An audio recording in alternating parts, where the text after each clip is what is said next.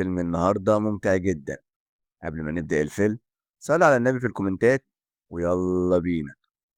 الفيلم بيبدأ مع سيون وهي في طريقها لبيتهم القديم علشان تعيش فيه، وبيكون معاها جارهم في البيت القديم وبيكون معاها علشان توصل للبيت، ولمّا بتوصل للبيت بتدوّر على تليفونها ولكن مش بتلاقيه، فبتتصل من تليفون البيت على رقمها، وفعلًا في واحد بيرد عليها وبيقول لها إنه محتاج فلوس علشان يرجّع لها تليفونها، وإنه هيكلمها كمان شوية علشان يتفقوا على ميعاد يسلمها فيه التليفون بتاعها. وبعد شوية التليفون الأرضي بيرن وبتروح سيون ترد وبتكون فاكراه الشخص اللي هيرجّع لها التليفون، ولكن بتسمع صوت واحدة بتصرخ وبتقول أنا أمي مجنونة ومحبوسة في البيت، وبتقول لها سيون إنه رقم غلط وبتقفل السكة في وشها، وبتروح سيون المستشفى علشان تزور والدتها المريضة، وبعدها بتروح المقابر عشان تزور والدها، وبعدها بترجع على البيت وبتلاقي التليفون بيرن، فبتجري على التليفون وبترد، وبتلاقي نفس البنت وبتطلب منها إنها تنقذها علشان أمها عاوزة تقتلها، وبتترجاها إنها تيجي تنقذها وبتدي لها العنوان وبتقفل المكالمة، وبتتفاجئ سيون إن العنوان اللي البنت اديته لها هو نفس عنوان البيت اللي هي عايشة فيه دلوقتي، ومش بتهتم سيون بالموضوع وبتروح تنام من تعب اليوم، وأثناء نومها بتسمع صوت جامد في الدور التاني، فبتصحى وبتطلع علشان تشوف في إيه، وبتلاقي سيون إن في صورة من اللي متعلقين على الحيطة وقعت، بتحاول إنها تعلق الصورة تاني، ولكن بتكتشف إن الحيطة دي مجوفة وإن في وراها فراغ، فبتكسر الحيطة وبتلاقي مكان سري بيوصل لبدروم البيت، وبتنزل سيون وبتلاقي فيه كرتونة وفيها مذكرات لبنت من سنة 1999، وبتلاقي كمان صورة للبنت اللي كاتبة المذكرات دي، وبتروح سيون لجارهم وبتسأله عن البنت اللي في الصورة، وبيقول لها إن البنت دي كانت عايشة زمان في البيت ده هي ووالدتها، وإن والدتها كانت ساحرة شريرة، وإنه ما يعرفش عنهم أي حاجة من سنين كتير. وبترجع سيون للبيت مرة تانية وبتلاقي إن التليفون بيرن، وبتسمع صوت البنت تاني وهي بتصرخ وبتقول إن أمها عاوزة تولع فيها، وبنلاقي إن في دخان خارج من البدروم اللي فيه سيون، وبتروح سيون على البدروم وبتلاقي إن السلم فيه حريق، وبتفضل سيون منتظرة البنت دي إنها تتصل عليها تاني، وفعلا البنت بتكلمها، وسيون بتقول لها إنها ساكنة في نفس العنوان اللي هي قالت لها عليه، وتقول لها كمان إنها لقيت صورة ليها ومذكرات ليها ولكن بتاريخ قديم سنة 1999، وتقول لها إنها مش عارفة تفسّر ده إزاي، خصوصًا إن التاريخ ده فات عليه 25 سَنة تقريبًا، ولكن البنت بتقول لها إنها لسه في 1999 ومش بتكون مصدّقة سيون، ولكن سيون بتقول لها إنها هتثبت لها إنها عايشة في زمن تاني، تدخل سيون تكتب تاريخ في سنة 99 وبتقول لها إن في طيارة هتتحطّم يوم 21 نوفمبر سنة 99 وبتقفل السكة.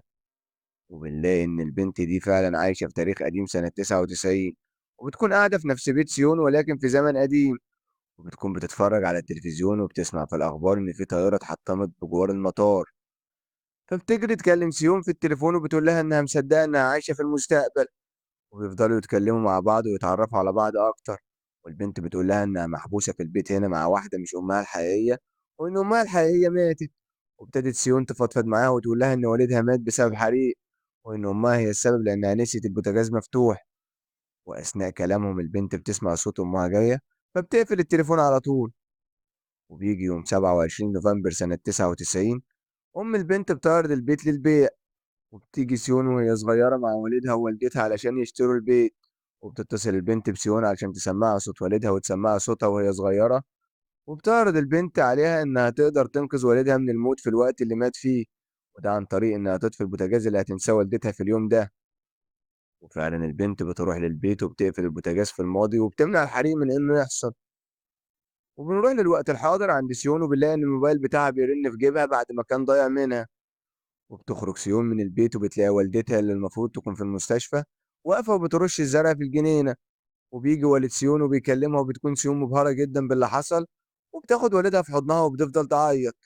وبتروح سيون علشان تكلم البنت وتشكرها، وفعلا بتكلمها وبتقول لها إن والدها لسه عايش، وبتحاول إنها تبسط البنت وترد جزء من الجميل اللي عملته معاها، وتقول لها إنها هتشغل لها حفلة من المستقبل المطرب بتاعها المفضل من على يوتيوب، وبيقربوا جدا من بعض وبيفضلوا يتكلموا باستمرار، ولكن بعد فترة سيون بتكون مشغولة عنها بسبب إنها بتقضي معظم الوقت مع والدها، وبتبتدي البنت إنها تحس بالغيرة من اللي بيحصل، وبعد فترة سيون بتكلمها ولكن بتسمع صوت صريخ، وبتكون والدة البنت اللي بترد عليها وبتقول لها ما تتصلش بيها تاني، وبتكون سيون مش عارفة توصل للبنت خالص، فبتبتدي تبحث عنها في الوقت الحاضر ولكن مش بيكون ليها أي أثر.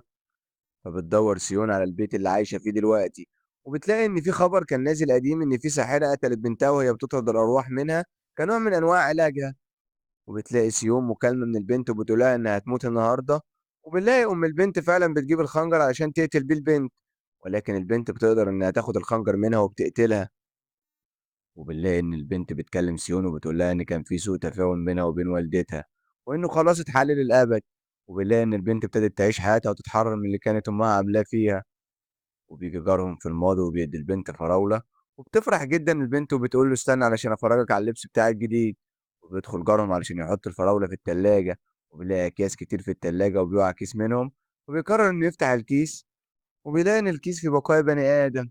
وبيكون جارهم في الوقت ده مع والد سيون في البيت في المستقبل، وبتلاقي سيون إن البنت بترن عليها، وبيكون جارهم في الماضي وبيستغيث والتليفون بيتقفل.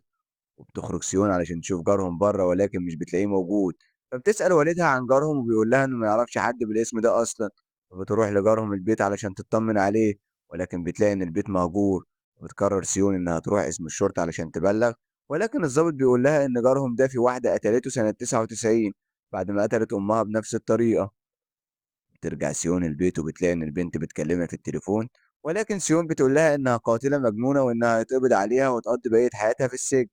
والبنت بتسألها عن الدليل اللي هيخلّيها تتسجن، ولكن سيون بترفض تساعدها وبتقفل السكة في وشها.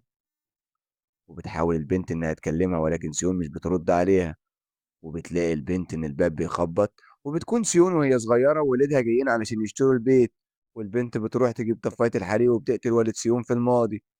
وبنروح للمستقبل وبنلاقي إن والد سيون بيكون معاها في العربية وبيتلاشى قدام سيون هو والعربية، علشان هو مات سنة 99 وبالتالي ما اشتراش عربية أصلًا. وبتروح البنت لسيون الطفلة وبتقول لها إن هي السبب في موت والدها علشان ما ردتش عليها في المستقبل. وبترجع سيون لحياتها واللي بتكون اتدمرت من تاني.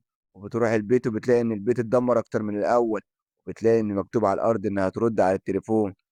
وفعلا بتدور على التليفون وبترد عليها، وبتقول للبنت إنها تقتلها بسبب إنها حرمتها تاني من والدها.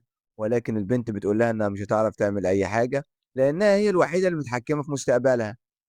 وبتقول لها كمان إن قدامها ساعة واحدة بس علشان تجيب دليل الإدانة بتاعها، وإلا هتقتلها وهي صغيرة وبالتالي هتموت وهي كبيرة.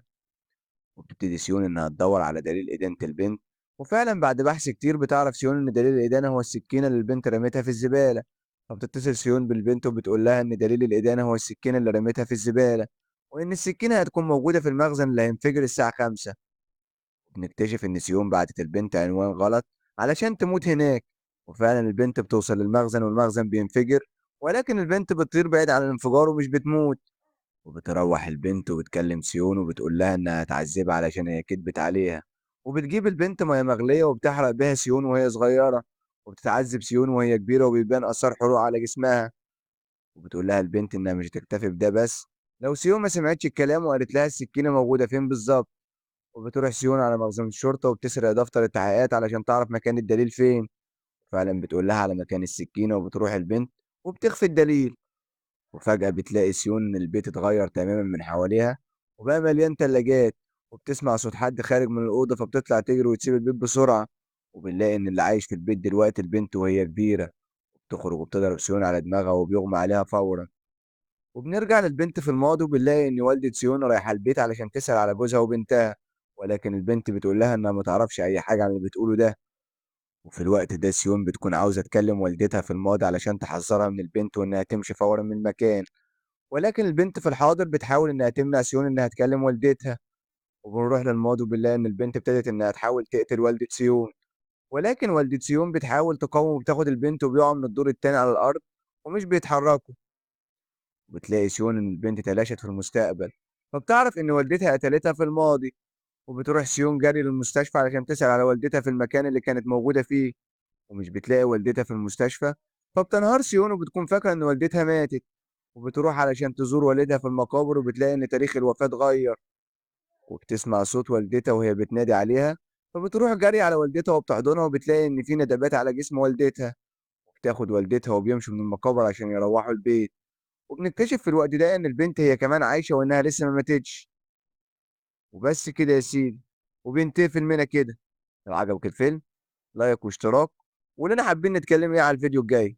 كتبت لكم الحلقة مامة نيلي، سجل لكم الحلقة ومنتجها والد نيلي. سلام.